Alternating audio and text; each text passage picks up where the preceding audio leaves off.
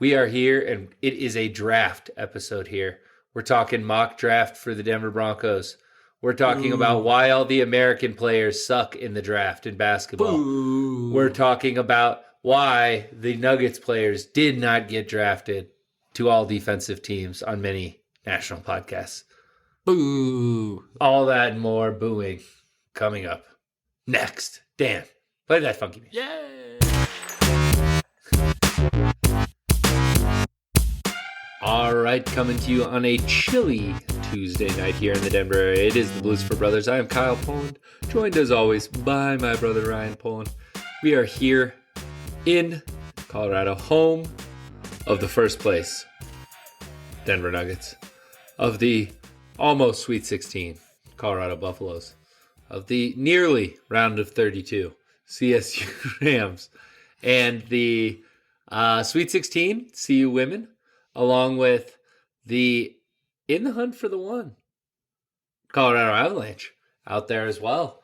So it's a good day to be a Colorado sports fan. Ryan, how are you doing after this crazy weekend? March Madness, all that good jazz. How are you doing, buddy? I'm feeling rejuvenated. Had a nice trip out west. Saw some sunshine. Had a harrowing drive on I-70 during a blizzard to get back to Colorado before work on Monday morning, and you never feel more alive than when you have a near-death experience on I-70. I don't know anything about near-death experiences on I-70, but I have seen my child almost fall off a counter. And I feel like that's about the same. Bodie is getting to a level of coordination confidence that does not match his actual coordination. So he is attempting wild things on a near daily basis, Ryan. And so that's really the blood pressure inducing thing in my house. You have the hairpin turns of I-70 blind. I just have Bodie being like, "Daddy, jump." And then just jumping off of things. No. That's Kesha's genes right there. Like, not Poland behavior. No. We're earthbound creatures. That's for sure. No. I went to the Grand Canyon and looked at the Sophie a couple times while we were there, and was like, I don't even like being 15 feet away from that edge. I was going to say, I hope you kept a reasonable distance from the edge, Ryan. Kyle, there was no way. I mean, there are some pictures where it looks like I'm close to the edge, but let me tell you, it is not close to the edge. Very safe distance away. And I mean, honestly, that's good. I gave Sophie a couple scoldings. I said, "Hey, you be careful over there, dude." Meanwhile, she's 45 feet from the ledge, but I'm like, "Hey, you could never be too close." Honestly, that's a true caring partner right there, Ryan. That's great work by you. I do the same thing to Kesha when she's on the second floor at Moles. So we're both just out here looking for it. Yeah, we're both just looking out for our partners. What a champion brothership we have. It's a thankless job, but somebody's got to do it. Yeah. We are, as everyone knows, huge Nuggets fans, huge basketball fans. And so I wanted to get through in a timely manner, Ryan. I watched an inordinate amount of March Madness. I gambled. I made money. I came, I saw, I conquered. But there is no better display, Ryan. And I thought this could be an interesting conversation because Silver has come out talking about, like, hey, these players overseas come in more ready to play. Like, all of our coaches are not happy with our development program. And it's so apparent in college. Like, these are not thinking offenses or anything resembling this. Like, I'll give you a few examples. So one, a thrilling CU victory in the first round, right? But before the game is tied, they are up 3. Why on earth, when there is the one player for Florida who has been unreal hot, why would you not be picking him up at midcourt and go, oh, if he goes by and shoots a two, we'll just keep making free throws. It's fine. Or you could foul him as he's coming up and get him to shoot a two. Or you could do what CU did, which is go under the screen and allow him to walk into a three. Like, on some level, CU is not a dumb team, and there's a lot of like senior guys, and this is not a like super freshman team. And so it's like really an indictment of college basketball. And then also, I was pretty heavily invested. Well, I just want to give one more example that I think relates to the Nuggets. So Holmes for Dayton, I was pretty invested in Dayton in the first round, and they did a thrilling 24-4 run after being down 17 points with about 7 minutes left to come back and win. But Holmes is going to be an NBA player. He's unreal. I'm jealous of your gambling weekend, it sounds like. Yeah. It sounds like you had not only a winning weekend, but also a thrilling winning weekend is really more than you can ask for from that sort of situation. Let's just say Grand Canyon was very kind to us. I was in two states. I was in 2 states that did not allow gambling, so I did not gamble a dime on these games. It's an outrage. But so this Dayton game, they have an NBA prospect at forward, and Nevada is who they were playing, and they just had to double him every time. Otherwise, he was just going to go in there and score. But these guys would be so impatient in the post. And it strikes out to me because obviously I've seen teams really try to deny a post entry to Jokic. And I'm like, you have 6 extra seconds on the shot clock, and the Nuggets will stand there for 5 seconds and be like, nah, we're getting this into the post. Like, this is fine. This is going to the post. But these guys, they like look for a second, and they're like, hey, I suck at basketball. Let's swing the ball away from from our only good player and mismatch on this team. Like, there's just no thinking, no smart offenses, no good innovation. I came away from this opening weekend, Ryan, feeling worse about the American development system than I have in like a really long time. And you and I have been strong proponents of pro basketball and not as much. So for me to even like be shocked by the quality of play was something I wasn't ready for headed into the weekend. But I'm curious to see kind of what you think is going on. Is it transfer portal? Is it AAU? Is it, kind of get your take on what this system is, because there's no world in which this is good.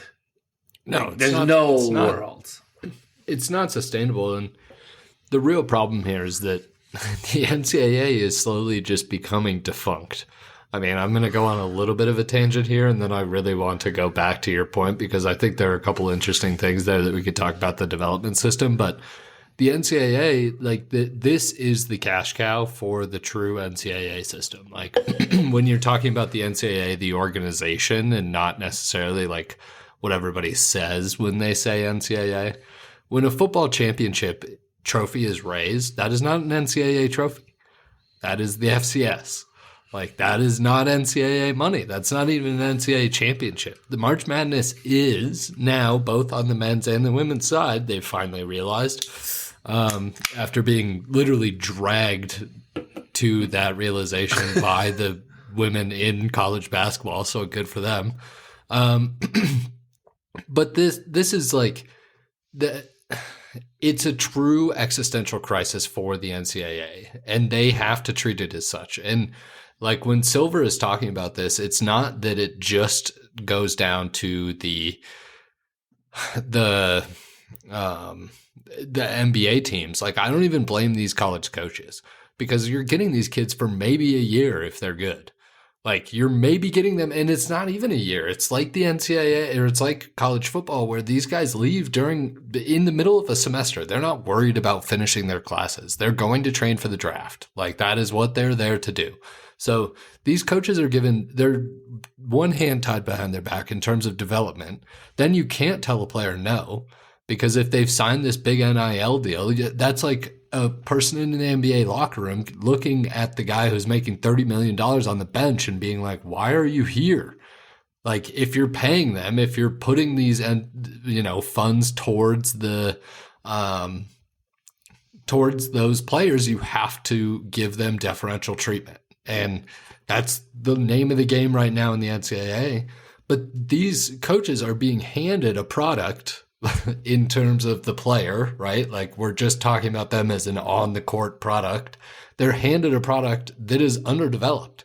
They have been the best player on their team their entire career. And I'm not saying anything that I know for real. Like I see it anecdotally, but I've also listened to a ton of NBA players talk about this. Like it is out there in the ether right now. And I think everybody is sort of coming to this realization at the same time that this product is actually not very good and is flawed. And I think it's hard for me to blame a college coach in that situation. So I think it's really, I think it's really down to those AAU coaches who are, because if you're not the best player on your AAU, and if you're not the best player on your AAU team, you probably transferred to a team that either A, you could be the best player, or B, had a player so dynamic or players so dynamic that you were going to win a ton of games and get noticed. Because that is what those whole tournaments are built around. Trust me, I've seen the invoices. Like they're incredibly expensive for coaches to get the booklets for. They're incredibly expensive to gain that access to the film. All of those things it's an ecosystem that is built to identify and not develop that talent. You're only identifying. You're just looking at the court and saying that guy's good at basketball, and it doesn't really matter if he has any of those requisite skills that we're talking about those European players coming with. Okay, so I'm interested here because I think I agree with you about who's to blame. I think we have NCAA coaches. I think we have AAU system as a whole. Also, some of those AAU coaches are criminal. I had a coach in AAU, criminal. And I literally learned nothing from that guy. He was a moron. And, he was just along for the ride. And, you practice maybe once a week, and then you go to these tournaments, and you just roll the ball out there, and you can't run an offense because you've practiced. Maybe had practiced twice with everybody before I went to these tournaments, and so it's a trash ecosystem. You got your ass busted by OJ Mayo. Oh, I never played OJ Mayo. It's worse than that. Do you remember Taylor King, Ryan? He played at Duke for a year, and then he transferred to Villanova, but he was like pretty hyped up at Duke. He's a big white guy, and he could shoot the hell out of the ball, 6'8". So before I begin this story, I don't want people to get hyped up and think that I played Taylor King. I did not. However, I did lose by 50 points to a team that then Taylor King's team beat by 60 points in the following game. And these guys were doing windmills in warm-ups. Like, I was just like, I'm just not getting dunked on. I was like, I'm going to wrap somebody up and bring them back down to gravity if they go up and try to windmill on me. Like, that was all I was worried about. Winning was not part of the equation. But so I agree with you that AAU is not a good system, and these things are becoming more and more predatory in terms of they're getting more and more into the youth system at a younger and younger age, and is becoming the norm at a younger and younger age. Very similar to so many youth sports where they're selling the parents on a dream of your kid is super special and they're so good. And so their job is to identify talent, but also their job is to print money. And by getting Joe Schmo idiots to coach them that are just happy to be associated, and then getting these parents to pay an exorbitant fee to enter the tournament and to travel and all that kind of stuff, like there's no reason that that's the way it should be. But I tend to throw a little more of the blame pie. And maybe it's because I just watched these games, but these college coaches suck, Ryan. They are absolute butt cheeks. Like Coach Cal, I don't care if it wouldn't take you or I 9 months, Ryan, to tell our guys, hey, when we're on offense, let's face our basket all the time and try to be within shooting range for as long of an amount of time as you can. Like, I can't tell you how many offenses, Ryan. I looked at the shot clock. I go, oh, there's 10 seconds. They haven't faced their own basket. Like, they're just doing 3-man weave away from the basket and not running anything intelligent. So, like, yes, I agree. And I think regulating the youth system, while important, is a pretty hard thing now that we've let it get so big and sprawling. Whereas these college coaches, can we just not have total morons in charge of these things? Like, some of these guys, Ryan, they don't have any idea what they're doing. I don't disagree with you. I mean, I 100% agree with you. I've been calling out that 5-man weave at the top of the key for a long. It's terrible. They take 2 dribbles and then hand the ball to somebody else at 30 feet from the basket. Like, what the fuck? You didn't set the screen? Like, there was no action there. And so it is incredibly frustrating to watch.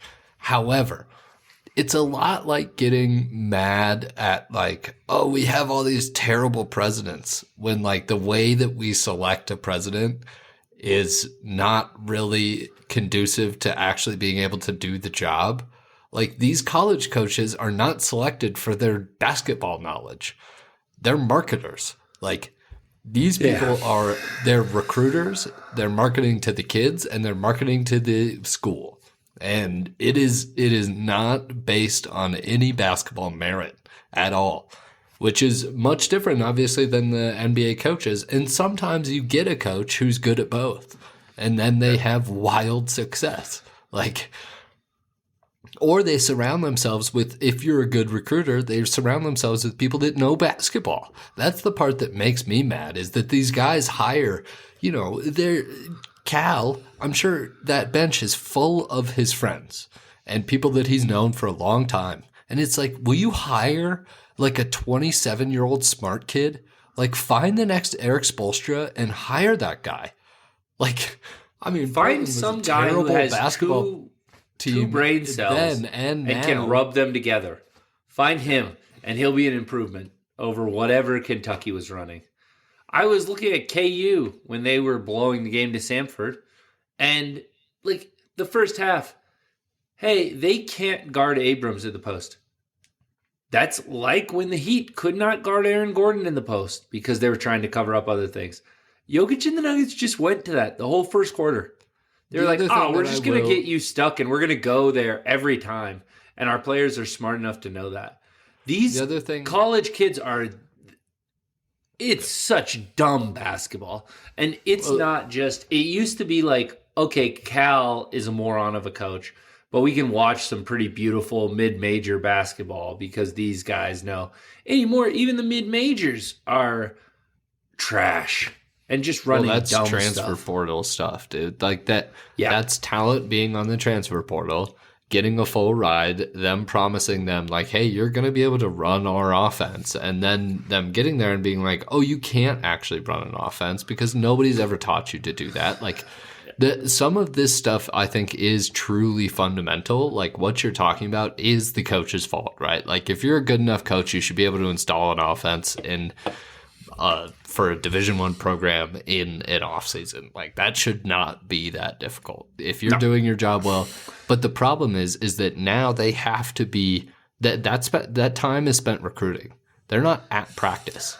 Like, they're gone because they have to be at all these freaking AAU tournaments. Like, it is such a crazy cycle that we're in, and it's really bad for development, obviously. Like, but everybody is incentivized to fix the problems that we're talking about, but it'll never happen because they're too stupid to figure it out. They're too inept. Like, they won't get out of their own way.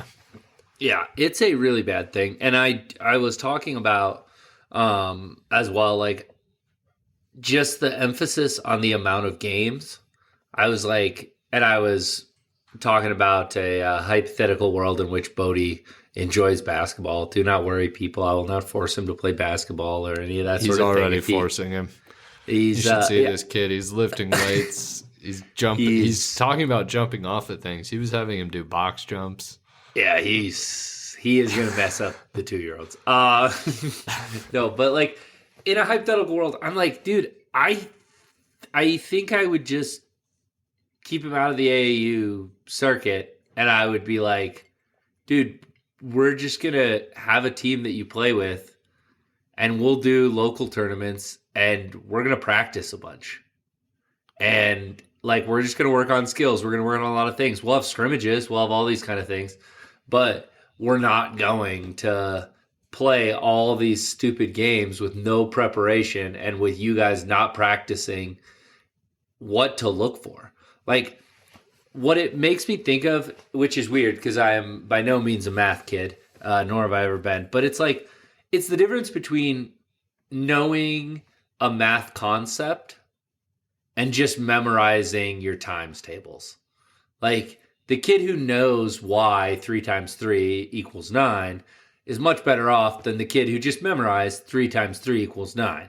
They're both going to get the answer right in first grade, but going forward, the other kid is going to have an easier time transmitting the concepts and all that stuff.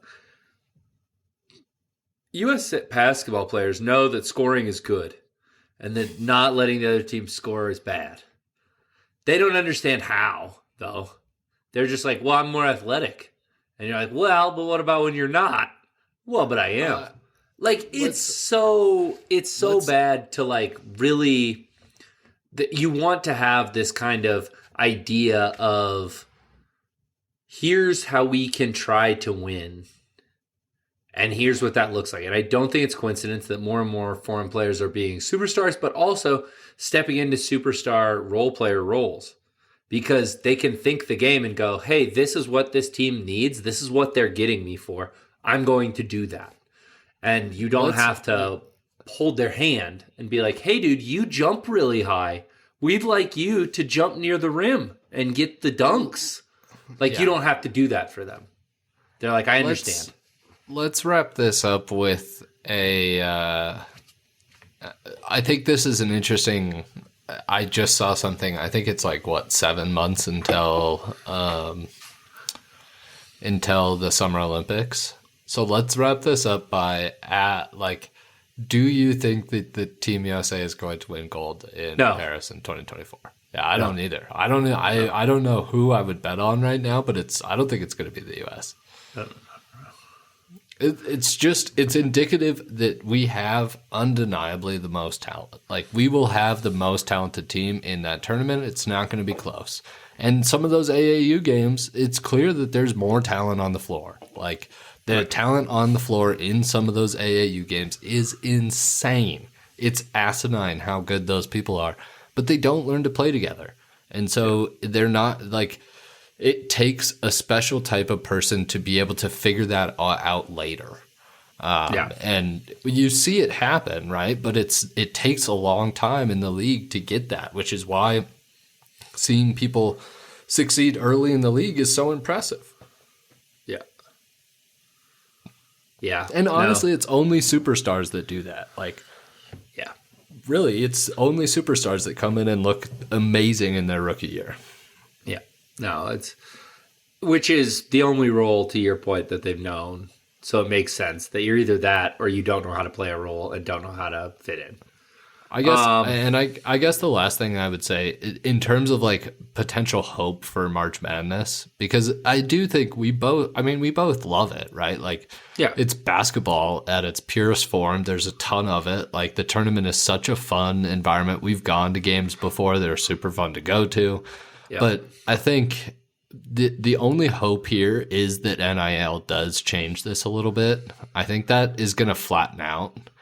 But some of these guys are going to be able to make real money by staying in the NBA, and it's not going to be the superstars. Like, they're still going to be one and dones, but those role guys that we're talking about, I do think that there's potential that this NIL money becomes big enough where they're not giving up that much by staying and foregoing the rookie minimum. Like, potentially they could actually make more staying in school. So I think that is the hope, and I don't think it's going to happen, but if you're an optimist, that's what you're looking at and hoping is going to be the savior.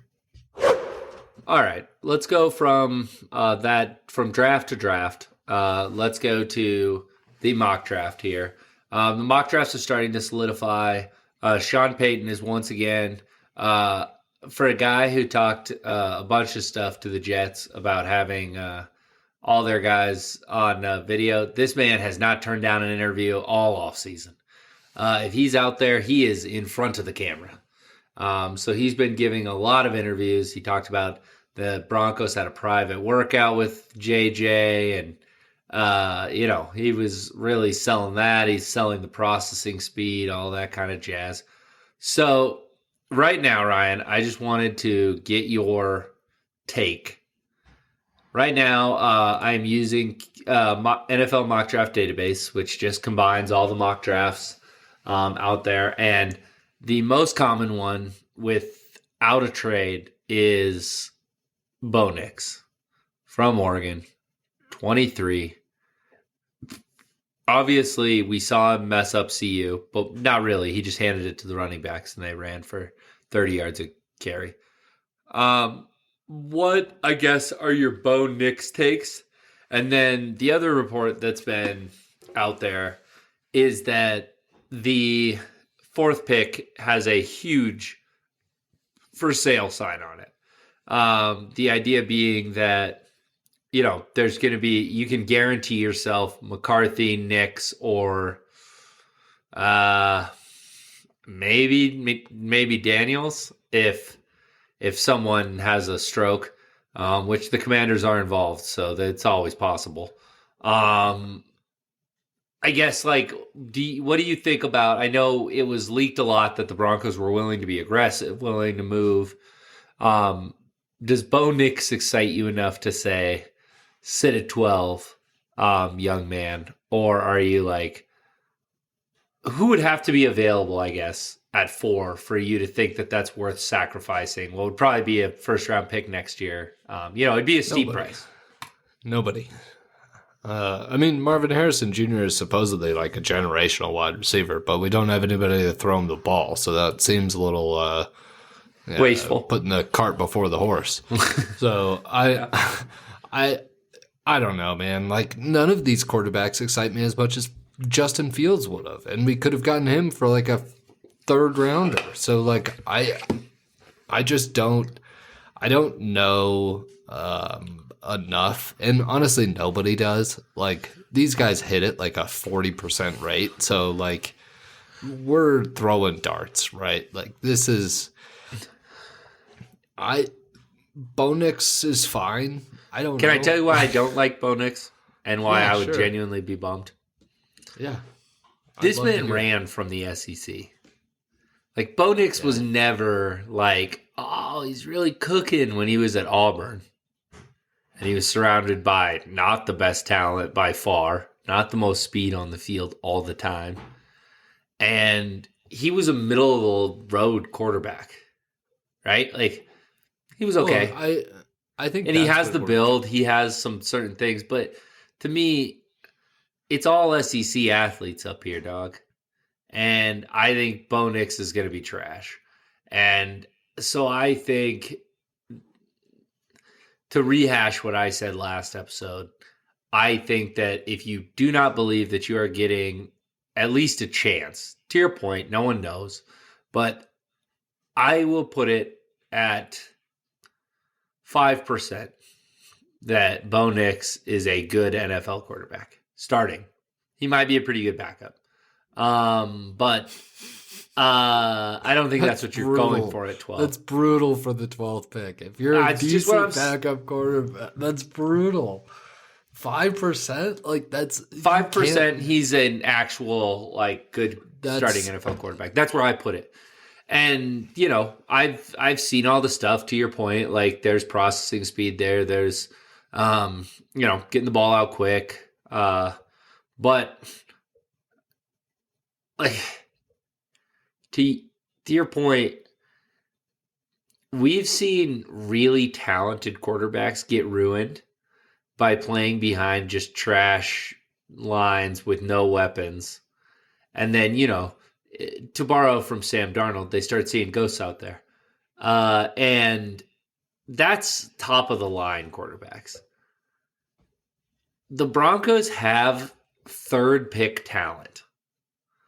Like, we should be where the Patriots are, but we pulled a rabbit foot out of our high-stepping gluteus maximuses with Russ for a few weeks and went on a win streak. So we're at 12. But this roster is terrible. And so to me, I'm like, if he comes to Denver, not only do I not love him as a prospect, but even if he has the potential to flourish, with who? With what? Like, it's going to be really bad, I think. And you have a coach in Sean Payton who's not used to losing, and so he'll be in a mood out there with you too. Not only have we shown a capability as an organization to screw up the draft on the offensive side of the ball in literally an unbelievable amount of ways. I mean, I was as high as anybody on Jerry Jeudy, but we haven't drafted a quarterback who's been good since John Elway. And depends he on your really forced definition his of way. good. He really forced his way to us. It wasn't our choice. Yeah, multiple. Just like John's been doing in Denver for 40 years. Multiple Pro Bowls. Jay Cutler is out there. We did draft him. We didn't keep him, but we did have Smokin' Jay, who technically had a long career as a starter, which is more than I think we'll say for Bo. I'm just saying. Think of Jay Cutler's arm talent versus Bo Nix. In general, we've shown zero propensity for being good at this. And this new regime has done some wildly confusing things, including giving Russell Wilson the contract extension before we'd seen him play it down, which we're now paying off. So, why am I trusting them to do anything correct? Which is why I have always been a proponent for taking the known commodity. I am not saying Justin Fields is going to be awesome, but I am saying that I know what he is and he doesn't suck. I know that he doesn't suck at everything about football. I'm not sure that that's true about anybody in this draft. Everybody's super stoked on Caleb Williams, but it's not like we've never seen a number one pick go bust. So I think drafting a quarterback is in general just a crapshoot. And so I would much rather have the known commodity. And this team is going to be really hard to root for, I think. I just think that this has disaster written all over it. So it's not inspiring, not what you'd like to see coming into draft day. No, and I think a lot of Broncos fans, they know that this team is kind of a tanking team.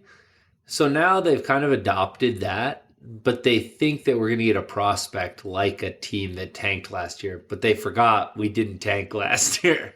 So you and I were screaming, offload Simmons, offload all these pieces that they ended up offloading anyway. And we said, just trade him, trade him. Boom, boom, it's boom. Crazy. And get worse and lose and try to get one of these prospects. And nope.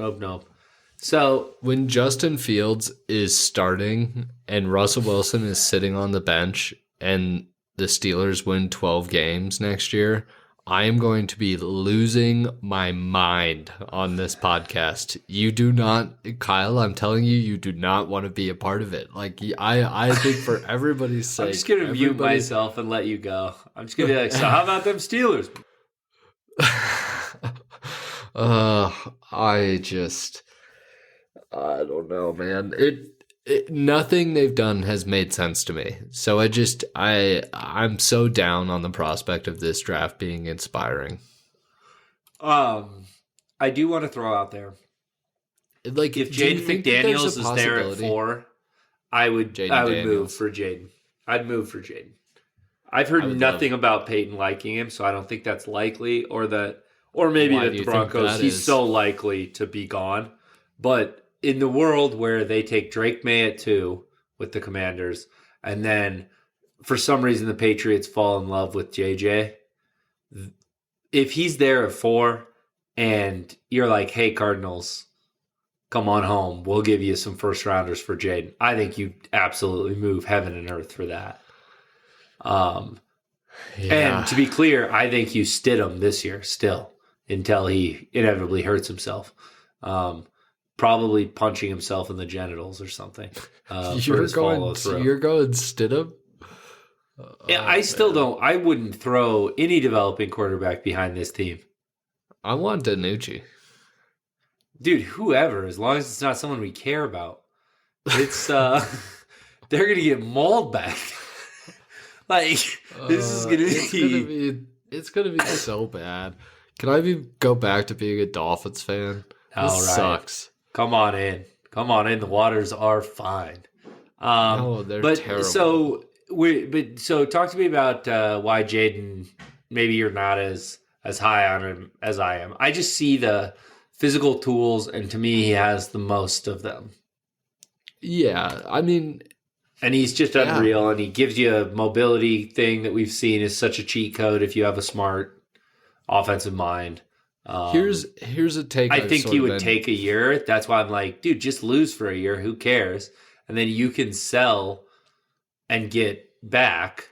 A take I've sort of been workshopping in my own head is that maybe Sean Payton is just washed and it doesn't matter.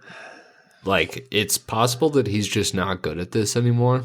And we gave him a huge contract because he has a resume that is impressive. And I liked what he did in New Orleans. I loved watching those Saints team with Drew Brees and Michael Thomas. And, it was awesome. With Drew Brees is the key word there. It's it is the key word, and exactly what I was going to say. Like, we've never seen this guy do anything like what is before him at the Broncos. And I honestly don't think he's up for the job. And watching Jarrett Stidham is a young man's game. All right, you cannot be at an advanced age with potential heart issues and watch Jarrett Stidham play quarterback for your team. I just don't. It's not good for you. I don't know that we can. I think that's really at the core of why I'm so down on all of the decisions, is that I think they could even potentially make the right decision and Peyton would screw it up. So, yeah, that is really why I'm down on Jaden Daniels, because I think he would be awesome, and I'm just not sure he should come to Denver. Yeah. Like, I think that you want is something better Lamar for your Jackson. Friend. I think that's Lamar Jackson going to Cleveland. Like, oh God. I was listening to something today and they brought up the fact that Lamar Jackson just had that qualifying offer. Could you imagine if we just wouldn't have signed Russell Wilson and could have made Lamar Jackson a qualifying offer when he was playing contract chicken with the Ravens? Just like little opportunities that just are missed, So some may argue not even little ones. But yeah. I just think. But are you fully bought in on Peyton? Like, are you?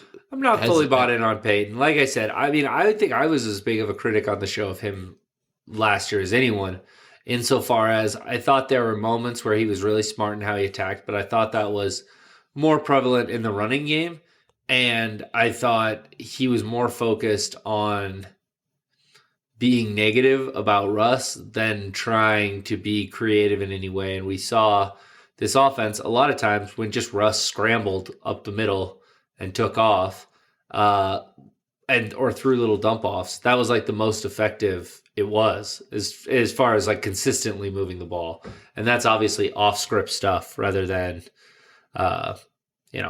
play design, which you could argue, hey, Russ was so bad and so limiting that he couldn't design some of the plays he wants to. Maybe you're right. But I don't think Stidham or Bo Nix is going to unlock this untapped potential that Russell Wilson just couldn't access. Like, both of them suck too. Yeah. All right. So it feels like now we've thoroughly bummed ourselves out. So I want to go to something that doesn't bum us out, but keeping on the draft theme and development, all those kind of things, I wanted to touch on Bill Simmons, Ryan Russillo, lovely podcast every Sunday. Bill Simmons podcast, a little indie podcast. Hope it makes it. I think those guys are really doing something good out there. So if you haven't heard of them, check them out. Subscribe. But We'll really be driving some traffic their way. They yeah, should be paying and for that honestly, ad. if Bill wants to come on to reciprocate the favor, we would be willing. Fine. It's fine. Well, depending on the dates, really. We've got some big stuff We'll planned, see what can happen. Bodie might be jumping off a cliff at that point. I'll need to be on guard at that. Good Lord. That's an uncle intervention. I would hope so, yeah. We need it soon. But they were having, and I thought it was interesting. They were having a league-wide. They said, hey, let's just take all defensive teams. So you're just focused on defense. They had a sixth man. They had 2 guards, 2 forwards, a center, a sixth man, and 1 white guy. And there were 0 Nuggets drafted, Ryan. It's kind of wild. So the usual suspects were 6-man. You had Jonathan Isaac. You had Jalen Suggs in there. You have Giannis in there. You have Rudy in there. You have Victor Wembanyama in there. Drew Holiday is great. So Derek White, there's some good names in there. But Shea Gilgeous-Alexander, not great. And they had an under 20-minute game guy who had to be your 6th man. The fact that Peyton Watson received no love in that is wild to me. It feels like between Aaron Gordon, KCP, and Peyton Watson, that's the most switchable 3 that you can have. Peyton has been overpowered, and KCP, there's some guys that are just too tall. But KCP still has given Durant the business. He's still had great possessions against LeBron. Like, he has such quick hands and so good. So I just don't understand it. I think they're really insanely good and very underrated as players. And I know I went off on a rant last podcast about how they're not appreciated as a whole, but just their defense to me is very underrated. So I wanted to get your take on where you kind of think those 3 specifically, because those were who came to my mind as if I was going to nominate guys based off those categories. Those would be my 3 that I would be like, hey, think about including them. I think you're missing one who I'll get to. But KCP to me is the top of that barrel. Like, the stuff that he does to chase people around, it's honestly like, I think it's because Jokic has been seen as like the non-defensive superstar, and it's honestly something that, like, if you're watching the games, you know better by now. Yeah. Because he's really good on defense. I mean, he's not really good, but when he tries, he's really good. And I was going to say, when he's locked in. Yeah, I'll get to that. But when we're talking about like true defensive prowess, like, I think KCP is the person that gets the most overlooked. And I think it's a team-wide thing because they assume Jokic doesn't play defense, so they assume the team doesn't play defense. And KCP is not lighting up the scoreboard in anything other than corner threes. So it's like he's not getting appreciated in the same way as somebody who's got that little bit of offensive game to them. And not that to say that he doesn't. He definitely does, but it's just not, we don't need it that much, you know? Like, KCP could go get 25 if he was on the Wizards right now, but he doesn't have to on the Nuggets, so he doesn't. Then I would go AG. Obviously, like, AG's role on the Nuggets is he's the most underrated player, and I think he might be the most important outside of Jokic and Murray on the team, just to the overall chemistry. Like, the role that he plays offensively, the screen setting, obviously the dunker spot stuff is insane. Him playing 5, I think, in these clutch moments is also huge. He can guard 1 through 5. Like, you can't really ask for anything more. Peyton Watson, couldn't agree more. The last 10 games in particular, I think he had 5 or 6 blocks the other night, and some of them were emphatic. And he really enjoys playing defense, which is fun to watch. The other two were more subtle in how they're almost a little bit more savvy, and they're older, right? They're both still super athletes, but they're just older. And Peyton Watson is just nah, I could get beat by you, but I'm going to wreck your shot from a spot that you never could think that I could get to your shot from, but I'm still going to get there. It's just he's the only wow factor defender. So I agree with you. I think he should have gotten more looks in this draft. I do think that it's just new. So I don't know. I think it'll come. The last person who I would throw in is just the white guy, Christian. Christian is a decent defender when he is super size limited, but he has some sneaky Alex Caruso moments where he's just in the right spot and he'll step into a passing lane, or he has clutch defense written all over him. And that's the last part of this that I do want to just to prove my point about the Nuggets' defensive prowess.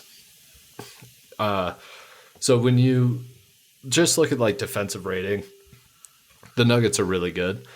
They're actually better than they were last year. But when you look at clutch defensive rating, the Nuggets are 4th in the NBA. And the teams in front of them are the Knicks, the Magic, and the Bulls. So you're talking about teams that aren't that might be playing in close games, but they might not matter the most. The Bulls are a bad team, they're not winning a lot of games, and right. So I think they're better than the Celtics in clutch defensive games. So I think there's there's a yeah, that's just wonderful. So I think there's just sort of a disconnect from the reputation and what's actually happening on the floor. And I think that is the reason for that sort of dynamic, but it is super frustrating because they're awesome. And when we watch them every night. It is the stuff that they do is glue stuff for the offense. It's great individual effort, and AG is, to your point, I think he's the most switchable playoff guy. I think he's taking that mantle from Draymond of we need to cool down this guy. There'll be a point where we'll go, hey, we need to cool down Shea, and we'll put him on Shea. The next series he might guard Durant. Then he might guard Karl Anthony Towns. You know what I mean? Probably not in that order, but you get the idea, right? He has insane versatility of the kind of players he can do. But I wanted to get your take. Last year at this time, we were having the Nuggets giving exactly 0 Fs because they already had the 1 seed wrapped up. They're currently in the 1 seed, but they have to give a lot of Fs because they're still very close to the Thunder and even the Timberwolves still with 2 left. So I guess my question is, how excited were you? Because to me, this was an underrated storyline that the Nuggets snuck rest this last week, where they've rested Jamal, they've rested AG, they got Jokic a game. They've stolen some games here of rest because they're playing against such bad teams who are also resting everybody, that they're just oh, it's fine, we'll still win. And they did, right? In both cases. So they've kept their winning streak going, but they've also gotten some maintenance rest. Not to say that Jamal's ankle isn't a thing or his shin splints aren't a thing, but Jokic could play if he needed to, but we didn't need him to against Portland. And so he didn't, right? And I think that was a part of the Nuggets playoff run last year, was being able to be kind of fresh. And obviously we've seen post All-Star break, this team is ramping up, but How excited were you this week? Because I think when you look at the standings, you're like, yeah, you beat two pretty bad teams in Portland and Memphis, one of them at home. But when you look back at the rest that they stole here, I think this may be kind of a big moment in the season. I'm curious on your take on that. That's my hot take that I've been workshopping, but that sneaking rest here was an incognito, insane veteran move from Malone. And we are going to be so much better off for it. I couldn't agree more, and I love the take. I think it's exactly what you're talking about. It's almost like you're not giving an F, but you still win the game. And I think to just like flesh that point out a little bit, I think the part of this that's underrated and what you just talked about is that you had the simultaneous rest by the stars, and you had the simultaneous like increase in effort and productivity of the bench. And I don't know if they're correlated. Like, it's hard to say that from the outside. Right. You don't know whether Malone saw something and was like, these guys just need minutes. But like last night, that's the impression that I got. I watched that whole game, even though it was a blowout, just because I wanted to see the dynamic of those bench guys. And I think all of those guys, and this is the brilliance of Michael Malone, like this is what he probably deserves the most credit for this season, is that all of those guys feel like they're fighting for playoff minutes, even if in his head he knows exactly what that rotation is going to look like. He has made them believe that, like, hey, if you show me something and we need you at some point, I am not going to be afraid to put you, Strother, into the game in a big moment in a game against the Suns in the second round. Like, I'm not, if we need a three and everybody is shooting like shit and not giving effort, like, you're coming in. So I think that is it's true veteran stuff, and I think it's perfectly timed, to your point. Like, they clearly looked at the schedule and were like, all right, we've got a couple games here where we could potentially steal them. So they look great. They look great. Yeah, can't say enough about it. Hopefully, if you take a game over the Suns here tomorrow night, it truly becomes a wild run that you can go on there with some of the opponents down the stretch. But I mean, they're 9-1 right now. Like, yeah, I don't know what their record is since the All-Star break, but I think they only have 2 losses. So yeah. They've lost to a Kyrie left-handed floater and to an overtime game to the Suns, in which Durant hit a tying 3 after the Nuggets sleptwalk through most of the game. They're still at 3 there. Ridiculous shot that. AG had a great contest on. Yeah. So yeah, those are the 2 losses, though. Not even to like bad teams. All right, so that's all I have. We'll be back next week. I'm going to continue watching these terrible college games, Ryan. I'll report back. We can call it reports from hell. And I'm home, so I'll probably be joining you in that hell. Oh God, Ryan, it's warm down here, but there's room. So come on aboard. And then we'd be remiss if we didn't say, Lady Buffaloes, let's go get Caitlin Clark. All right. Even though the referees are going to be against you, even though ESPN's going to give you no coverage, even though they're going to give you no love, it's us versus the world. And you know what? It's always been that way, ladies. All right. So let's go out there and let's get a big W. I love it. So excited to watch CU women's basketball. They're a fun team to watch. And congrats to both CSU and CU men's teams on good seasons. CU was right there with Marquette and got some wide open threes to win that game, but they're in college, so they bricked the hell out of them. So that's fine. But anything else to add, Ryan? They probably just got broken up with by their girlfriend or had a big test the next day. It's so stupid. Like, these kids are 18. It's real bad. Yeah. The problem with CUs is they aren't, so most of them are leaving. No, I don't have anything else. All right. Well, next week, I think by the time we record next week, we might be able to start getting into some playoff preview stuff for both hockey and for here's NBA. So I'm excited for this part of the season. You got to be a real NBA head to care about this, so we can. Good thing we're at the end of the podcast. But do you think that the Rockets are going to catch either the Lakers or the Warriors for that last play-in spot? I kind of think that they are.